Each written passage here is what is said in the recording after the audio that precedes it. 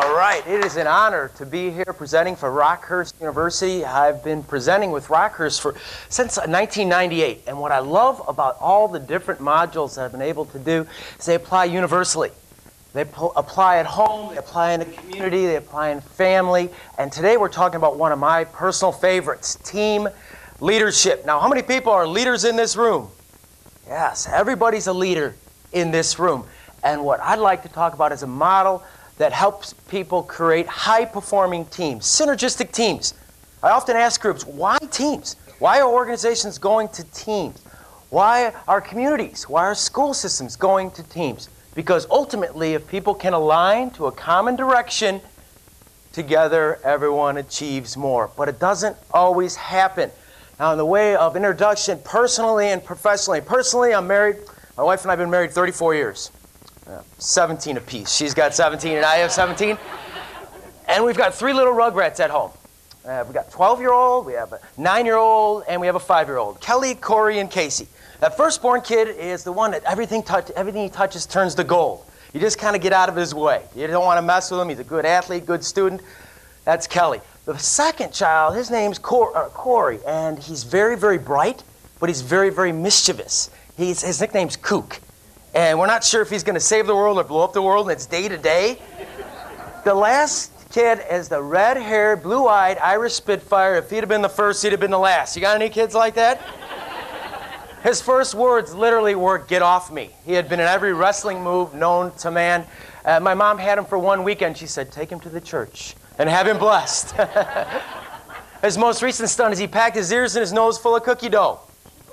Kind of begs the question, why? And my wife was a nurse. She was able to extract that. I'm from Chicago, Illinois, and I am a recovering Bear fan in a family full of Green Bay Packer fans. Tough place to be. Yeah, because the Bears haven't won that much in the last few decades. And my son came home from school not too long ago. He said, "Dad, did you hear the Bear family's breaking up?" And I went, "Oh, no." I thought he meant the McCaskies because there had been some dissension in the ranks. He said, "Oh, no, Mama Bear and Papa Bear are breaking up. And Baby Bear's got to figure out who he wants to live with. He doesn't want to live with Mama Bear because Mama Bear beats him. He doesn't want to live with Papa Bear because Papa Bear beats him. He decides to go live with the Chicago Bears. They don't beat anybody."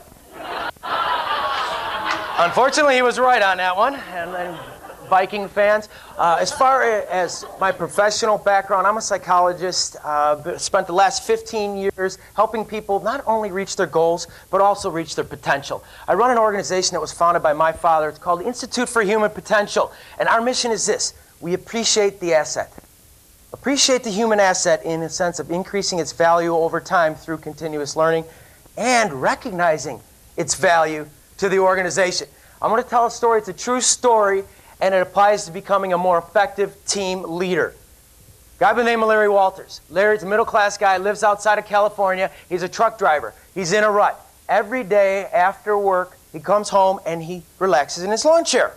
Well, he's always been enamored by flight travel, and he's wondering, is there any way that he might be able to design a flying apparatus of some kind so he can just kind of hover around the neighborhood and check everybody out? Well, he goes out with the help of his buddies, and he buys 40 weather balloons, 5 feet wide, filled with helium, ties these weather balloons to his lawn chair. He's about ready to launch, and he's thinking, wait a minute, that whole gravity thing. Once I'm up there, how am I going to get back down? So he decides he'll bring his BB gun up with him and just blow out a few balloons and float on down. The count of 3, he launches. 1, 2, 3, launches. He launched up to over 10,000 feet in the air. He's now 2 miles in the air. TWA airliner pilot takes a double take, calls into the tower, and says, "You're not going to believe this. We got a guy up here in a lawn chair who appears to be armed." True story. They shut down LA airport. They get San Diego Coast Guard to drag this gentleman out to sea, and now he's going to go talk to the authorities about his thinking process, or lack thereof, I guess. And they asked him some questions, and the last one applies to becoming a more effective team leader. They said, "Were you scared?" "Oh, I was petrified." "You ever going to do that again?" "I'm never going to do anything that silly again." "Why'd you do it?" "Why'd you do it?" He said, "Well, you know, you just can't sit there. You just can't sit there." Now, team building, team leadership's an active process. Now, what I'd like you to do is stand up and get with a partner. Stand up real quick and get with a partner. What I'd like you to do is shake hands. This is called finger tag, okay? Finger tag. I'd like you to shake hands with your partner and hold that handshake, traditional handshake. Now, the goal of this exercise is to tag your partner with your index finger as many times as you can. All G-rated tags, please. Okay, when I say go, your goal is to get as many tags as you can. Okay? Ready, set, go. Get as many tags as you can between you and your partner. Back and forth, anybody? Okay, stop. Have a seat. What's the point of that exercise? People are wondering, what's the point of that exercise? Two things come out of that. Sometimes people realize if we work together, maybe you can win and I can win and we can win together, and they get 30, 40, 50 tags. Sometimes people say, well, wait a minute, I'm not going to let you win and you're not going to let me win, and they're arm wrestling back and forth, and you ask them, how many tags did you get? Well, we got 1, or we got 2. So the point is a common purpose. There are 3 critical ingredients that go into creating a high-performing team. And this is based on my dissertation and based on the research. Vision, communication, relationships. Vision, communication, relationships. A clear-cut vision. You heard Dr. Covey reference several times. That is an awesome resource. If you haven't been introduced to it, please. It's like a drink from a fire hose, but it is an awesome research piece. He says, begin with the end in mind. That's what a vision is. You think of any great leader out there, they've had a vision.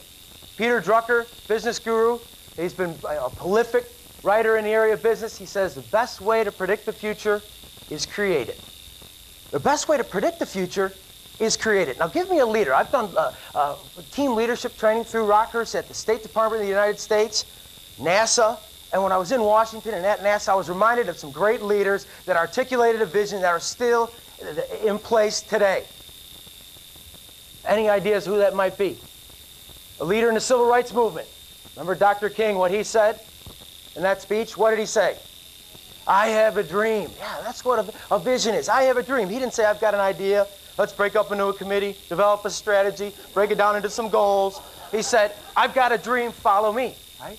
Colin Powell talks about leadership, and he says, leaders have followers, even if it is only out of curiosity. Meaning you paint a picture that people want to be a part of. Another one,